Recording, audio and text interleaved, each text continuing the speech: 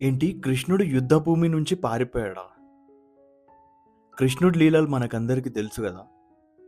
ఆయన స్టోరీస్‌లో ఒక interesting story చెప్తా. దాంట్లో ఒక మంచి లెసన్ ఉంటది. ఆయన నుంచి మనం నేర్చుకోవాల్సింది. అదేందంటే జరాసంధుడి యొక్క ఫ్రెండ్ కాలయవనుడు ఒక శక్తివంతమైన యోధుడు. అతనికున్న భారీ సైన్యంతో మధురపై దాడి చేసేవాడు. అప్పుడు కృష్ణుడు అతనితో యుద్ధం జేయకుండా మెల్లగా వెనక్కి నడవడం స్టార్ట్ జేషిండు. కృష్ణుడు అలా మెల్లగా నడుస్తూ ఒక గుహలోకి వెళ్తాడు.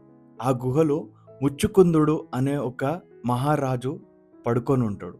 అతను దేవతలకి సహాయం జేస్తాడు గాబట్టి అతనికొక వరం ఉంటది. అతన్నెవరైతే నిద్ర డిస్టర్బ్ జేస్తారో అతని కంటి చూపుతోని చూసిన పర్సన్ భస్మమైపోతాడు. అలా కృష్ణుడు మెల్లగా ఆ గుహలోకి వెళ్ళి ఆ పడుకున్న ఆ ముచ్చుకుందుడు అనే రాజు మీద తన తన వస్త్రం ఇట్లా కప్పుతాడు. అప్పుడు వెనక నుంచొచ్చిన కాలయవనుడు కృష్ణుడేమో అనుకోని కృష్ణుడు భయపడి ఇక్కడ పడుకున్నాడు అని జెప్పి తన కాళ్ళతోని తంతాడు. ముచ్చుకుందుడు నిద్ర లెవ్వగానే కాలయవనుడిని చూస్తాడు. అప్పుడతను భస్మమైపోతాడు. ఇక్కడ కృష్ణుని స్ట్రాటజీ మనం దెలుసుకోవాలి.